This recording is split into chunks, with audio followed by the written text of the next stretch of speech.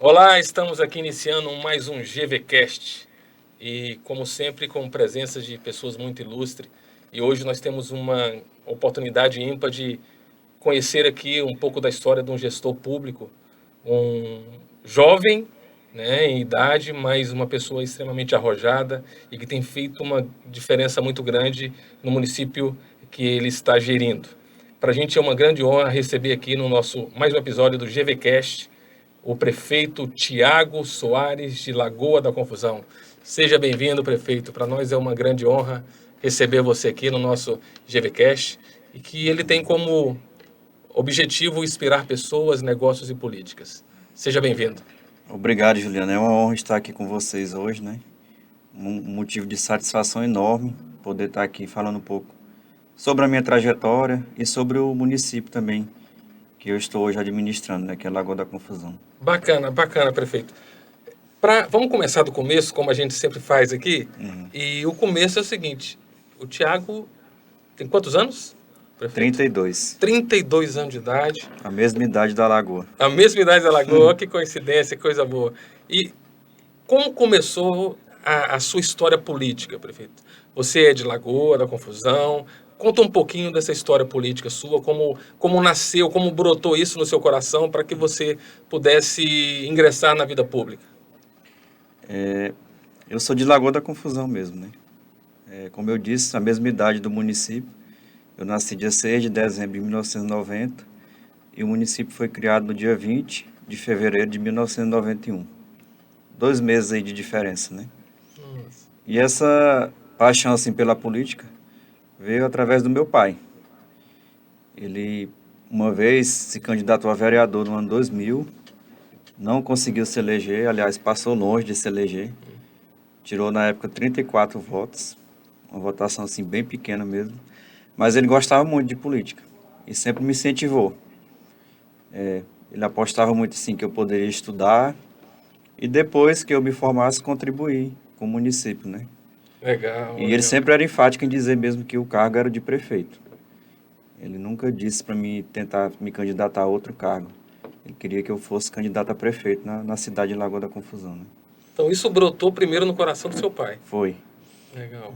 Até que, mas aí quando eu fui para estudar, saí para fora, fui estudar no Paraná, na cidade de Ponta Grossa, fazer direito lá, né? E quando eu estava na faculdade, meu pai faleceu, em 2012. Então, antes de eu me formar, ele faleceu, né?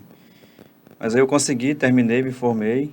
Em 2015, abri o escritório de advocacia. Lá na Lagoa, voltei para a cidade e abri o escritório. Isso em 2015. Isso em 2015, abril de 2015. Quando foi em 2016, já estava me candidatando, na época, a vice-prefeito, né? Entrei como vice-prefeito. Consegui me eleger. Em 2020 veio a campanha que eu disputei para prefeito mesmo. Então, Foi uma campanha bem acirrada, né? Teve diversos candidatos, acho que foi a vez que teve mais candidatos na cidade, um total de 5. E consegui me eleger. Não com a maioria de votos, foram apenas 35% dos votos. Uma eleição bem dividida, né? Mas fiquei em primeiro e fui eleito. que eram muitos candidatos, né? E lá não tem segundo turno pela quantidade Isso. de habitantes. E na época fui eleito com 29 anos, ou seja, o prefeito mais jovem da história a ser eleito no município, né? O primeiro lagoense e também o mais jovem da história. Para quem não conhece Lagoa da Confusão, ela era distrito de Cristalândia. Cristalândia, Distrito de tá Cristalândia. certo? E depois emancipou essa data da criação aí, porque houve uma emancipação. Isso. Então, a sua história política iniciou brotando no coração do seu pai, que foi disseminado aquela sementinha na Isso. sua vida. Você foi lá se preparar, você saiu do município, se preparou, formou, né, em direito, e aí você começou essa trajetória. Nós sabemos que, até pelo que a gente tem visto, a gente vai falar no próximo bloco um pouco mais sobre os números de Lagoa, tá, prefeito? Mas os números não ocorrem por acaso, tá? É uma construção. Isso. E nós sabemos que, daquilo que a gente tem visto em Lagoa da Confusão, que houve algumas mudanças, né? E toda mudança gera resistência. Sim. E quando eu falo de mudança, eu estou falando porque você vem com uma pegada jovem, com a visão diferente, talvez dos gestores anteriores. E isso é bacana e a gente tem percebido o nível, né, de aceitação da população em relação às mudanças que você tem provocado. Você tem encontrado resistência? Fala um pouco sobre isso, porque toda mudança tem resistência, né? Isso é natural. Sim, a gente encontra bastante resistência, né?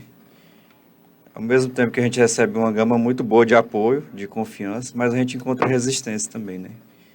No início, principalmente, acredito até pela minha idade, por ser jovem, né? A gente começou assim a gestão sobre desconfiança. Alguns às vezes de não acreditar que a gente conseguiria conduzir o município, que hoje é um município muito rico, né, a nível de Brasil. E às vezes um pouco as pessoas se assustavam de toda a gestão desse município estar na mão de um jovem na época de 29 anos, né? Ainda com pouca experiência política e até mesmo pouca experiência administrativa também. Então essas resistências sempre existiram. Às vezes por idade, às vezes por até mesmo por questão assim de como que eu posso dizer, não ter vindo de uma família tão tradicional assim no ramo de negócios, de administração de empresas, nada disso. Eu sou filho de pedreiro, né? Meu pai era pedreiro e minha mãe professora.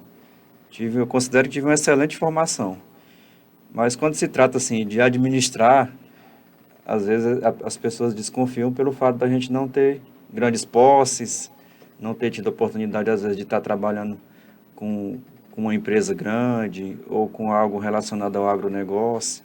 Ou seja, a desconfiança sobre a inexperiência mesmo que a gente tinha quando iniciou a gestão, né? Mas você tem provado o contrário, né, prefeito? E eu sei que isso não é fácil. E a sua trajetória foi uma trajetória de quebrar paradigmas, né? Desde questões de idade, né, sendo aí o prefeito mais jovem, e também, pô, até é natural que muitas vezes as pessoas com mais posses, elas geralmente se elegem, né? E aí você vem de uma trajetória humilde, mas você mostrou que a sua vontade de fazer, o seu desejo de fazer acontecer e de ver Lagoa da Confusão num patamar e num nível diferente, isso os próprios números estão apresentando esses resultados.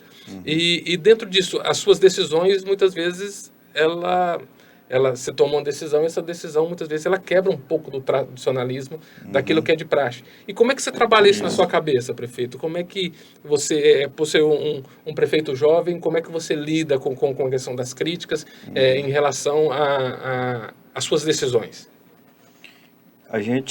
Eu me considero assim um cara bem tranquilo, né? Mas eu fico um pouco perturbado às vezes com as pressões, com as colocações, com os questionamentos. Mas eu encaro assim de forma natural. Eu vejo assim tudo como um processo, né? Todo processo, eu que sou da área do direito, ele tem um início, um meio e um fim. E o fim nem sempre é aquele que a gente espera. Ele pode ser abaixo do que a gente esperou ou pode ser até melhor. Mas assim, a gente precisa começar bem. E quando eu digo começar bem, é se você tomou a decisão, você tem que estar seguro dela. Durante o decorrer do processo, vai haver o contraditório, outras pessoas vão falar contra essa decisão. Você vai ter a oportunidade de explicar o porquê que você tomou a decisão. E no final, vai ter alguém para julgar, como se fosse o juiz, né, da causa, Que é a população. que é a população. E para nós o que interessa é o resultado final, né? Brilhante analogia, prefeito. Mesmo que a gente possa enfrentar resistências, controvérsias, mas se a gente estando seguro e preparado para realizar aquilo que a gente decidiu fazer, eu acredito que é o caminho mais correto.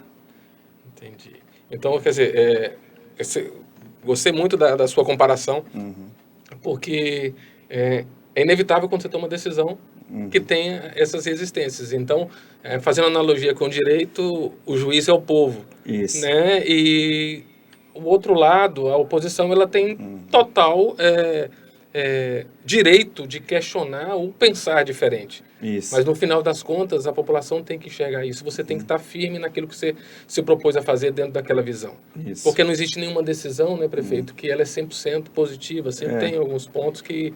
Né? E como eu disse, quando a gente inicia lá no começo do processo, nós estamos esperando algo.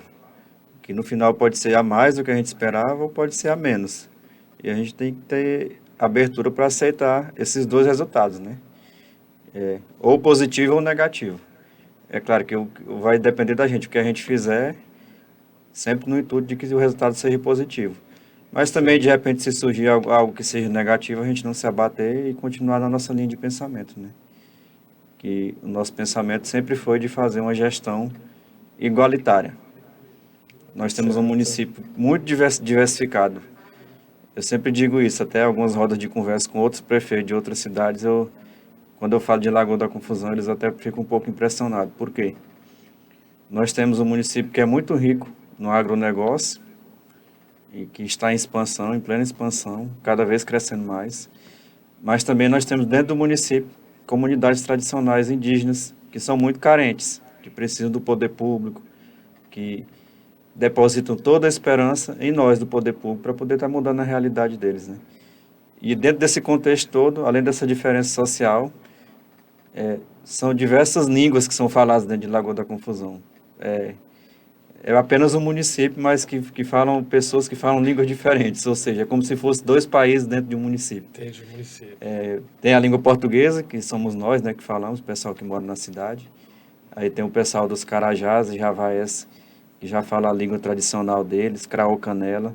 Então, dentro do próprio município, uma diversidade muito grande, tanto social como de cultura e, como eu disse, até mesmo de língua. Pessoas que falam línguas diferentes dentro do município de Lagoa da Confusão. Bacana. E um ponto importante, você imputaria esse trânsito que o senhor tem, tanto com o empresário, tanto com o produtor e também com o indígena, a sua origem humilde, para ter essa sensibilidade, porque nem todos os gestores têm essa sensibilidade. Muitas vezes é mais fácil falar com um político que tem mais a oferecer, trazer renda, emprego, mas tem uma população que talvez não traga o recurso, né, mas é importante tanto quanto para o município. E o que você imputa essa sensibilidade, prefeito? Porque isso é algo ímpar, não é de todos os gestores.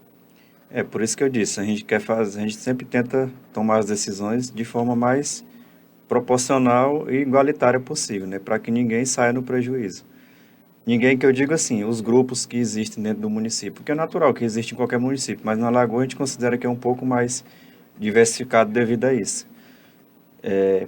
E essa diversidade chega no gabinete. Chega no gabinete. Eu, às vezes numa manhã, eu tenho que atender o maior produtor do município, que consequentemente é um dos maiores do estado, né? E logo após ter que atender o cacique da comunidade tradicional mais humilde do município. E tentar que isso seja feito de forma igualitária, né? Igualitária, a questão da comunicação muito importante nisso. Dividir os recursos, onde serão investidos. E acomodar um orçamento que possa abranger todos, né? E acomodar os interesses, né, prefeito? Isso. Agora nós temos que ir para um rápido intervalo e assim que concluir o intervalo, nós vamos estar falando um pouco sobre os números de Lagoa da Confusão. Então, não perca a segunda parte desse episódio. E até depois do intervalo.